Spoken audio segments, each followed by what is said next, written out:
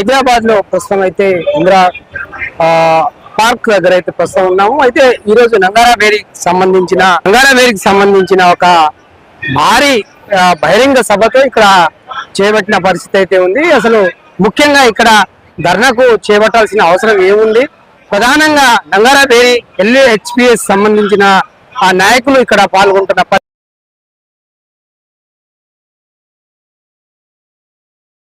వివిధ సంఘాల నాయకులు కూడా జయప్రదం చేయడానికి వచ్చారు. మనతో పాటు సంబంధించిన నాయకులు జాతీయ ప్రధాన కార్యదర్శి ఉగ్రధారి నాయకులతో ఉన్నారు. సార్ నమస్తే సార్, బాగున్నారు సార్? ఏంటి సార్ పరిస్థితి ఏంటి ఇక్కడ? ఈ ధర్నాకు చేపట్టాల్సిన పరిస్థితి ఏంటి? ఇక్కడ వాతావరణం ఏ విధంగా పరిస్థితి ఏమున్నది? ధర్నా చేయవలసిన పరిస్థితి వచ్చిందంటే లంబాడీలు ఈ రాష్ట్రంలో, ఈ దేశంలో కూడా 18 రాష్ట్రాల్లో లంబాడీలు, బంజారాలు, సుగాలీలు ఉన్నారు ఈ భారతదేశంలో. ఇవాళ దీర్ఘకాలంగా ఒక కాంగ్రెస్ పార్టీని పెంచి పోషించిన నా జాతి లంబాడీ హక్కుల పోరాట సమితి దీనికి స్పష్టంగా మేము చెప్పదలుచుకున్నాం. ఎందుకంటే ఈ తెలంగాణ రాష్ట్రంలో 47 లక్షల లంబాడీలు కేవలం లంబాడీలే ఉన్నారు. అందులో ఆదివాసులు ఒక 7 లక్షల దాకా ఉన్నారు ఇప్పటి సెన్సస్ ప్రకారంగా. అయితే ఈ రాష్ట్రంలో లంబాడీలు దుర్భర జీవితం అనుభవించిన పరిస్థితి ఏర్పడ్డది. మరి ఇంత ఓటు బ్యాంకు కలిగి ఉన్న ఈ లంబాడి జాతికి ఎందుకు అన్యాయం జరుగుతుంది?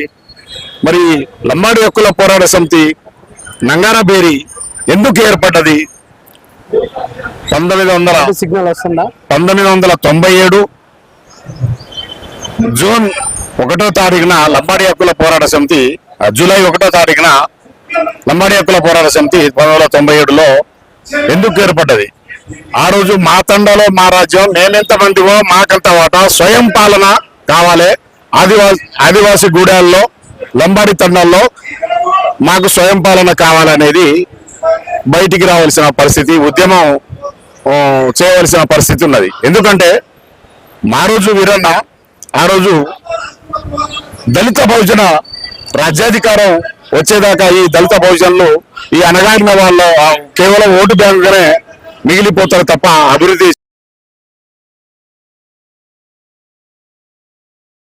చెందరు. కాబట్టి ఎవరి కులానికి వాళ్ళు హక్కుల సంఘాలు పెట్టుకోరు అని చెప్పి మా రోజు వీరన్న లైన్ లో లంబాడి హక్కుల పోరాట సమితి కుల సంఘాలు ఏర్పడ్డాయి 1997లో. ఎందుకు బయటికి వెళ్ళిన మేము లంబాడి హక్కుల పోరాట సమితి నంగారా వేరి అని? ఇవాళ ఒక గ్రామ పంచాయతీ పేరు ఉంటది, ఒక బుద్ధిగొండ గ్రామ పంచాయతీ అనేది పేరు ఉంటది. దాని చుట్టుపక్కల 5-6 తండాలు ఉంటాయి.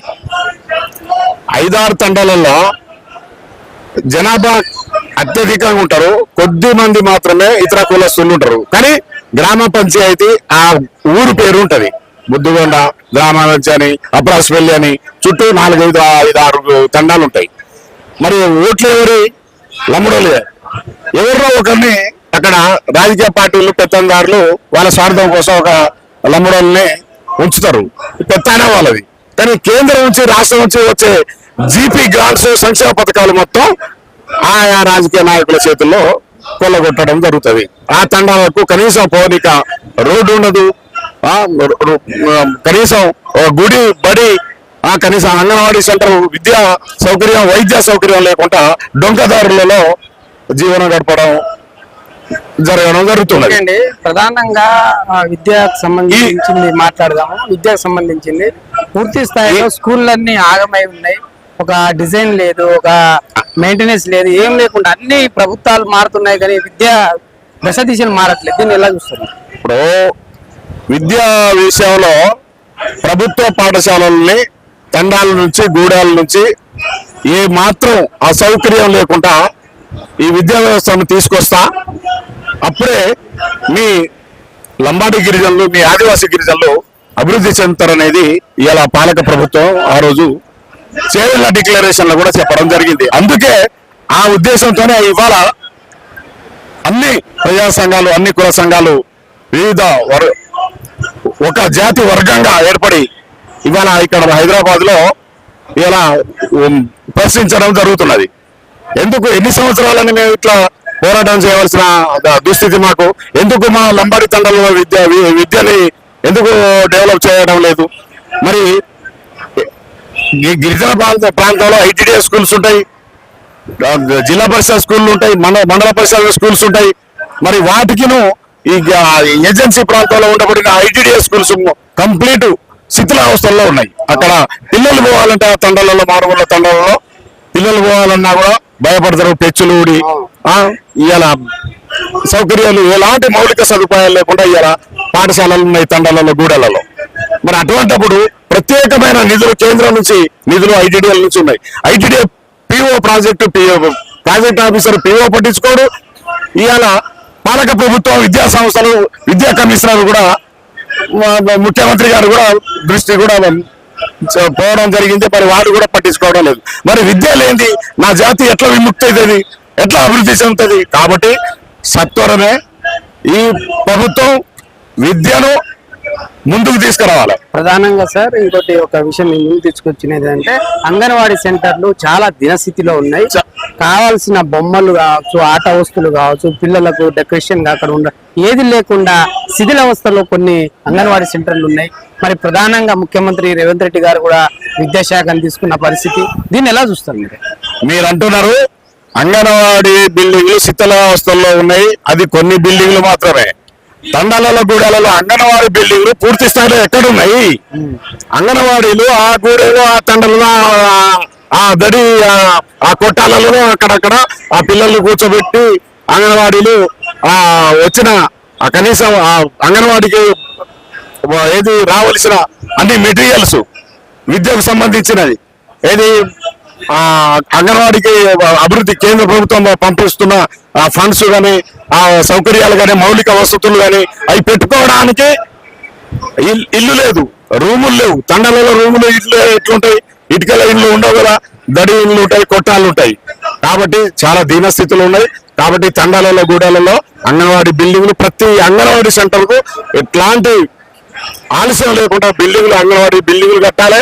శిథిలావస్థల్లో ఉన్న బిల్డింగ్లు కూల్చేసి నూతన బిల్డింగ్లు ఏర్పాటు చేయాలి. పాఠశాలను కూడా ఏది గిరిజన TWTPS అనే గిరిజన పాఠశాలను కూడా అభివృద్ధి చెందాలి, అభివృద్ధి పరచాలి. ఆ పాఠశాలని శిథిలావస్థలో ఉన్న పాఠశాలను కూలగొట్టి గత ప్రభుత్వం వెజిటేబుల్ స్కీమ్ అని ఒకటి తీసుకొచ్చింది. ఆ వెజిటేబుల్ స్కీమ్ అనేది 10 ఏళ్ల పాటు నడిచింది. మధ్యలో మళ్ళీ 5 ఏళ్ళు బ్రేక్ అయింది. కనీసం వాళ్ళకు స్కాలర్షిప్ కావచ్చు, వాళ్ళకి సంబంధించిన మెయింటెనెన్స్ అమౌంట్ రాక వేలాది విద్యార్థులు విద్యని అందుకోలేని స్థితిలో ఉన్నారని కూడా చెప్తా ఉంది. వెజిటేబుల్ స్కూల్ సంబంధించిన వాళ్ళ పరిస్థితి దారుణంగా ఉంది. దీన్ని విద్యాశాఖకు సంబంధించిన విద్యామంత్రులు తీసుకోలేకపోతున్నారు. దీన్ని ఎలా చూస్తారు మీరు? ఇప్పుడు నేను ఒక జాతి ప్రొటెక్షన్ వ్యక్తిని, జాతి కోసం పార్టీలకు అతీతంగా, జెండాలకు అతీతంగా నా జాతి కోసం పోరాటం చేసే వ్యక్తిని. ఇవాళ ఏ ప్రభుత్వం అయినా కానీ ఫస్ట్ ఓటు బ్యాంకులు చూస్తున్నది తప్ప విద్యా వ్యవస్థలో కానీ, ఇవాళ మీరు అన్నట్టు ఏది బెస్ట్ అవైలబుల్ స్కీములు కానీ అవన్నీ బిల్డింగ్లు ఎట్లా శిథిలావస్థలలో పడిపోయినాయో, విద్యా వ్యవస్థ కూడా ముందుకు అడుగు వేయకుండా ఇలా ఆదివాసులు కానీ, లంబాడి గిరిజనులు కానీ ఆ విద్యని, ఉన్నత స్థాయి విద్యని అందుకోలేకపోతున్నారు. ఎందుకంటే ప్రభుత్వ నిర్లక్ష్యం. ప్రభుత్వాలు ఏది ఆ రోజు ట్రైబల్ అడ్వైజరీ కమిటీ అనేది ఒకటి ఉండే తెలుగు సంక్షేమ భవన్లో. ట్రైబల్స్, గిరిజనులు, అది పార్లమెంట్లు సభ్యుడైతే పార్లమెంట్లో ట్రైబల్ అడ్వైజరీ కమిటీ మెంబర్ ఉంటాడు, అతనికి రాష్ట్రపతి చైర్మన్ ఉంటాడు. ఇక్కడ శాసనసభలో ట్రైబల్ అడ్వైజరీ కమిటీ మెంబర్లు వీళ్ళు ఏది గిరిజనుల, ఆదివాసులు కానీ, ప్రజాప్రతినిధులు, ఎమ్మెల్యేలు, లంబాడి ఎమ్మెల్యేలు కావచ్చు, వీళ్ళు ట్రైబల్ అడ్వైజరీ కమిటీ మెంబర్లు, వాళ్ళ నియోజకవర్గాలకి చైర్మన్. దానికి దానికి చైర్మన్ గవర్నర్. కానీ అజమాయిషీ విద్యకు సంబంధించి దాని మీద మాట్లాడదాం. విద్యా వ్యవస్థ ఇప్పుడు విద్య గురించి కేంద్రం నుంచి, రాష్ట్రం నుంచి వచ్చే ట్రైబల్ అడ్వైజరీ కమిటీ ద్వారా కేంద్రం నుంచి, రాష్ట్రం నుంచి వచ్చే ప్రత్యేకమైన ఫండ్స్ ని కూడా, నిధుల్ని కూడా ఎస్టీ సప్లా నిధుల్ని గత ప్రభుత్వాలు ఎంతవరకు ఇంప్లిమెంట్ చేసింది? ఎందుకంటే నేను అతీతంగా మాట్లాడుతున్నా. గత ప్రభుత్వం ఎస్టీ సప్లా నిధుల్ని మిషన్ భగీరథలో అటు ఇటు డైవర్ట్ చేసి వాడుకున్నది. మరి దానికి నేను ఇప్పుడు చెప్పగలుగుతానా? ఎందుకంటే ఏ ప్రభుత్వానికి నిందించాలి, ఏ పాలకునికి నిందించాలి, ఒక పాలకునికి పైకెత్తాలి, ఒక పాలకుని నిందించాలనేది నా ఉద్దేశం కాదు. నా జాతి విముక్తి, లంబాడి హక్కుల పోరాటం, మా తండలో మా రాజ్యం, మేమెంత ఉంటే మాకంత వాటా, మా వాటా మాకు దక్కాలి. కేంద్రం నుంచి వచ్చే, రాష్ట్రం నుంచి వచ్చే ఫండ్స్, మా ఫండ్స్ మాకు కావాలి. మిస్యూజ్ అవుతాయి ఈ పాలకులు. ఎంత 30 సంవత్సరాల నుంచి LHPS నంగారాపేరి అనేది ఉన్నది. పూర్తి స్థాయిలో మీకు మీ తండ మీ రాజ్యం రావాలని వచ్చిన తర్వాత కూడా మీ యొక్క వ్యవస్థాపకులు బెల్లయ్య నాయక్కి మరి ట్రైకా చైర్మన్ అని ఇచ్చారు. మరి పూర్తి స్థాయిలో గిరిజనులకు కావాల్సిన వాళ్ళ లోన్ల రూపంలో కావచ్చు, వాళ్ళ సంబంధించిన ఆర్థిక వాటాలు అందుతున్నాయి అనుకుంటున్నారా? మంచి ప్రశ్న అడిగిర్రు. ఇవాళ బెల్లయ్య నాయకు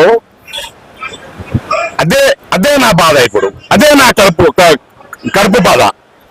ఇవాళ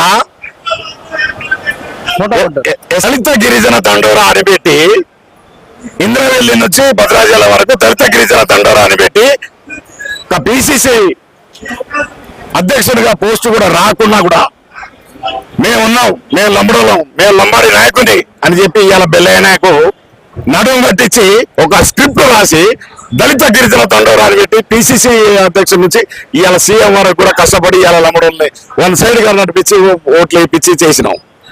మరి ఇవాళ 40% ఇవాళ జనరల్ స్థానంలో కూడా 40,000 ఓటర్లు ఉన్నారు, 1,00,000 ఓటర్లు ఉన్నారు. వాళ్ళ జనరల్ సీట్లు కూడా 37 నుంచి 40 సీట్లలో కూడా మేము గెలుపు ఓటమికి నిర్ణయించే శక్తి నా లంబాడి ఓటర్లు కలిగి ఉన్నాం, లంబాడి జాతి. మరి నా లంబాడి జాతికి ఇయ్యటి వరకు గిరిజన మంత్రి పదవి ఇయ్యలేదు. మరి ఎంతవరకు ఇవాళ ఈ మీటింగ్ పెట్టడం కారణం అదే. మరి ఎందుకు మాకు ఇంత ఆత్మగౌరవం దెబ్బతీసేలా మాకు చులకన చూడడం? గతంలో కూడా కొన్ని ప్రభుత్వాలు కొన్ని ఇంప్లిమెంట్ అయినాయి, కొన్ని కాలే. అది స్పష్టంగా చెప్తాను. కొన్ని కూడా సప్లా నిధులు కూడా దారి మరలిచ్చారు. మిషన్ భగీరథలు అటు ఇటు వాడుకున్నారు. మా సప్లా నిధులు మాకు రాలే. ఇప్పుడు ట్రైకా చైర్మన్ చైర్మన్ లో మీరు అడిగినట్టు ట్రైకార్ చైర్మన్ లో ఖాళీ బొమ్మ ఖాళీ సీట్ లో బెల్లయ్య నాయకుని కూర్చోబెట్టారు. ఎందుకంటే లంబడోళ్ళు నిలదీస్తున్నారు కాబట్టి ఏదో ఒక పదవి ఇవ్వాలని చెప్పారు. కానీ బెల్లయ్య నాయకు ఫండ్స్ ఇచ్చి చేతులు పెట్టి ఇంత బడ్జెట్ ఉన్నది చేతులు పెట్టి ఇచ్చిరా. గతంలో ఉండబట్టి ఒక ట్రైకార్ చైర్మన్ గతంలో ఏదో శాంక్షన్ చేసిన స్కీముల పైసలు కూడా ఇప్పటి వరకు కూడా పైసలు రాలే. మరి బెల్లయ్య నాయకు ఇప్పుడు ఈ బడ్జెట్ లో ఇప్పటి వరకు కూడా బడ్జెట్ లో కేటాయించాలి. బెల్లయ్య నాయకు ఏం చేస్తాడు అంటే ఒక ఉన్నత స్థాయిలో ఉండి ఒక జాతిలో అంతో ఇంతో ఒక నాయక స్థానంలో, ఒక సేవలాల స్థానంలో ఉన్న బెల్లయ్య నాయకుని కూడా ఈ రకంగా ఒక బొమ్మ లెక్క చూసారు. కాబట్టి మా జాతి ఆత్మగౌరవాన్ని దెబ్బతీస్తున్నాయి ఈ రాజకీయ పార్టీలు. Okay, right. చూస్తున్నారు కదండి, ఇది పరిస్థితి. ఇక్కడ ఇవాళ అయితే నంగారాపేటకి సంబంధించిన LHPS వ్యవస్థాపకులు, జాతీయ అధ్యక్షులుగా ప్రధాన కార్యదర్శి హరిలాల్ మాట్లాడిన విషయాలు కూడా, హరినాయక్ మాట్లాడిన విషయం కూడా చూస్తా ఉన్నారు. ఇది మొత్తంగా అయితే తన 30 ఏళ్ల పోరాటంలో అనేక తండాలు గ్రామ పంచాయతీలకు ఏర్పడే దాంట్లో పూర్తి స్థాయిలో బాధ్యత వహించి ఈ రోజు తండాల గ్రామ పంచాయతీ ఏర్పడడంలో LHPS నంగారాపేరి అనేది ప్రధాన అంశంగా తీసుకొని ఇవాళ గ్రామ పంచాయతీకి ఇచ్చిన పరిస్థితి. తండాలు అభివృద్ధి చెందాలి, మా తండా గుడాలు సంబంధించిన నిరపేద కుటుంబంలో ఉన్న వాళ్ళు గిరిజనులు అందరూ ఏకమై బాగుండాలన్న ఒక నినాదంతో తీసుకున్న నంగారాపేరిని ఈ రోజు బెల్లయ్య నాయకుని ఒక బొమ్మ లెక్క చూస్తున్నారు. ఏదో పదవి చేతిలో పెట్టేసి వాళ్ళకి ఏదో ఒక ట్రైకా చైర్మన్ ఇచ్చేసి దానికి సరైన నిధులు ఇవ్వకుండా ఏదో బొమ్మ లెక్క చూసి ఒక పదవిని అంటగట్టారని కూడా నాయక్ చెప్తున్న పరిస్థితి. ఏది ఏమైనా సరే గిరిజనులకు అన్యాయం జరుగుతుంది. ప్రభుత్వాలు మారుతున్నా, ప్రభుత్వాల తీరులు మారుతున్నా, పార్టీలు మారినా కూడా గిరిజనుల యొక్క జీవితాలు మారట్లేదని చెప్తున్న పరిస్థితి. టీఎన్ ప్రతి సీతారాంతో హైదరాబాద్ నుంచి.